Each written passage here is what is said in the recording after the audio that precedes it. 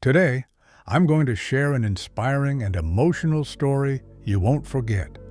If you enjoy these kinds of videos, make sure to like and subscribe. Let's begin. In a quiet, almost forgotten village, far from city lights and ambition, lived two siblings whose lives were shaped first by tragedy and later by extraordinary determination.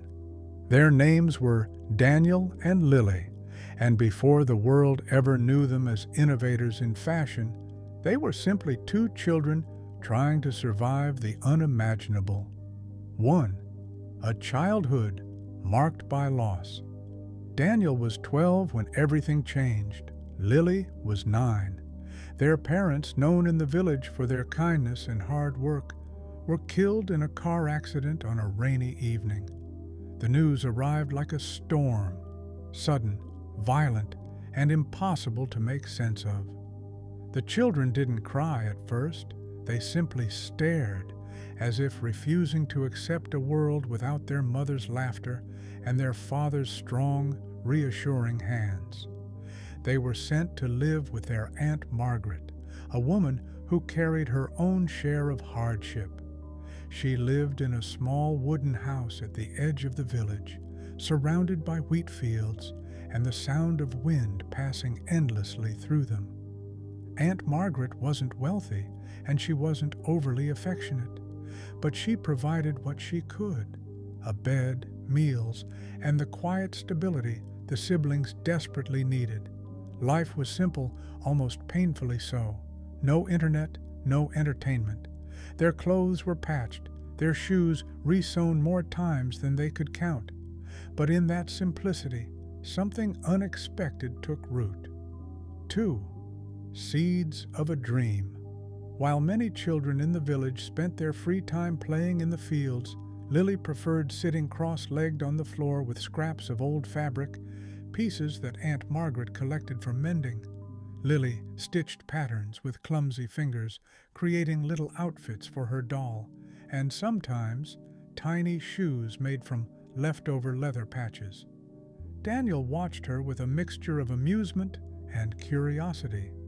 To him, she was an artist long before either of them understood what the word meant. "Why do you make so many shoes?" he once asked. Lily looked up, her eyes bright, despite everything they'd endured. "Because someday I want to make real ones," she said, "ones that don't fall apart, ones people would want to wear." Her words seemed almost magical in their confidence. Dreams didn't grow easily in that village. Life was too heavy for them. Yet Lily had one, and Daniel, though older and more practical, slowly adopted it as his own. 3. The first steps into the world beyond. As the years passed, the siblings became inseparable. Daniel learned to use old tools to carve wooden soles and shape leather, while Lily refined her sewing until her stitches were clean and precise. Aunt Margaret watched them quietly. She didn't always approve of their wasting time, but in her heart, she knew these two children needed something to hope for. When Daniel turned 18, he made a decision. He found seasonal work in a nearby town, construction jobs, delivery shifts, anything that paid.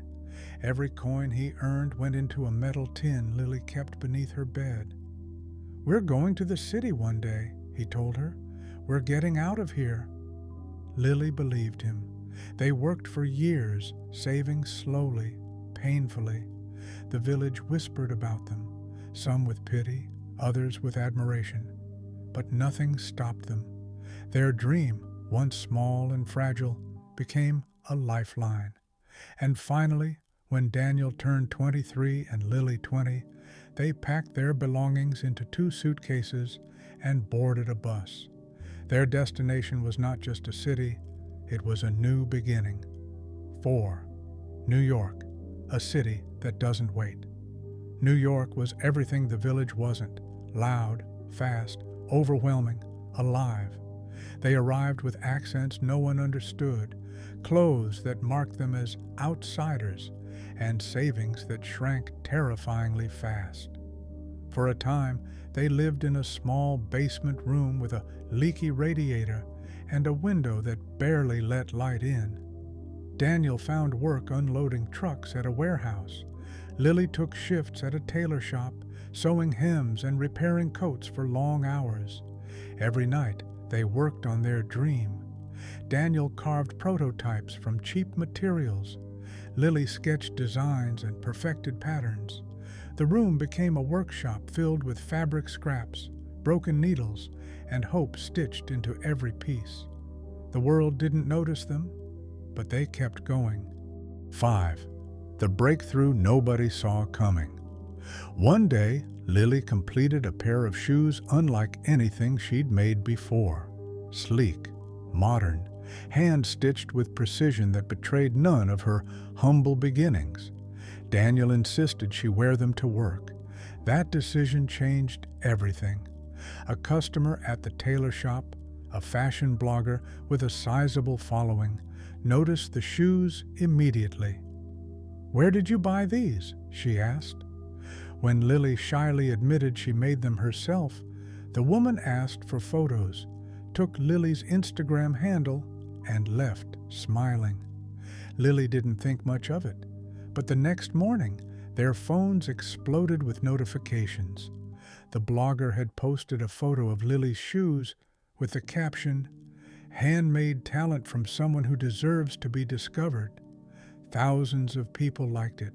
Hundreds asked where to buy them. Lily stared at the screen, speechless. Daniel placed a hand on her shoulder. "This is it," he whispered. 6. Building a brand from nothing, orders began pouring in. Too many. They turned their tiny room into a full-time workshop. Daniel worked nights and stitched shoes during the day. Lily designed, sewed, handled messages, and cried from exhaustion more than once.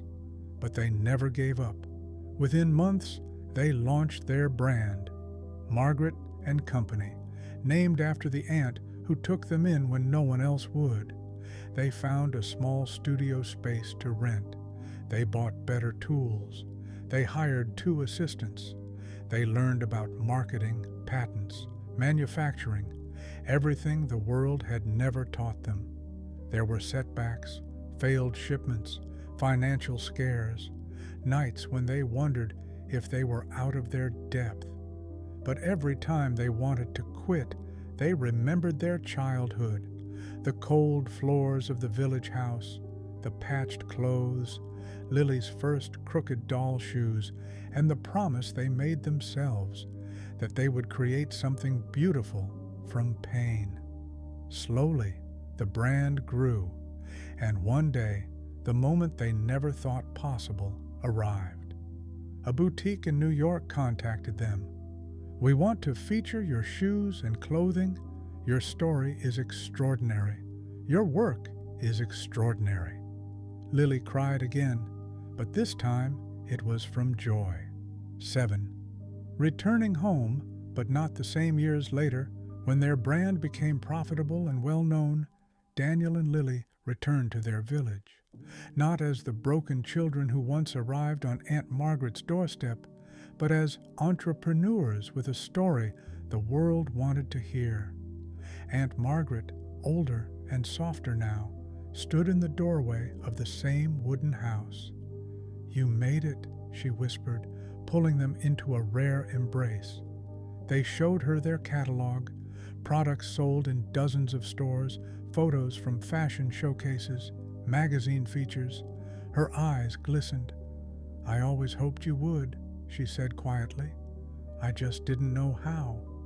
They thanked her for taking them in, for keeping them alive, for giving them a place where hope, however small, could begin. 8. The message behind their success. Daniel and Lily's story became known not because they were born lucky, talented, or wealthy, but because they chose to believe that their future didn't have to look like their past. Their success didn't come from the bright streets of New York. It started in a small village where 2 grieving siblings found strength in each other. They built a brand, yes, but more importantly, they built a life they once thought impossible. Their message, shared in interviews and across social media, resonated with millions. You don't need perfect circumstances to build a meaningful life. You just need a reason and the courage to start from where you are. 9.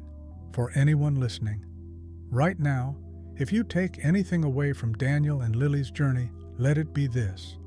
You are not defined by where you were born. You are not limited by what you've lost. You are not too small, too late, or too broken to begin. Dreams don't grow only in big cities. Sometimes they begin on the floor of a tiny wooden house, stitched together from scraps and hope. And if two siblings from a forgotten village can rise to create a brand recognized in one of the biggest cities in the world, why not you?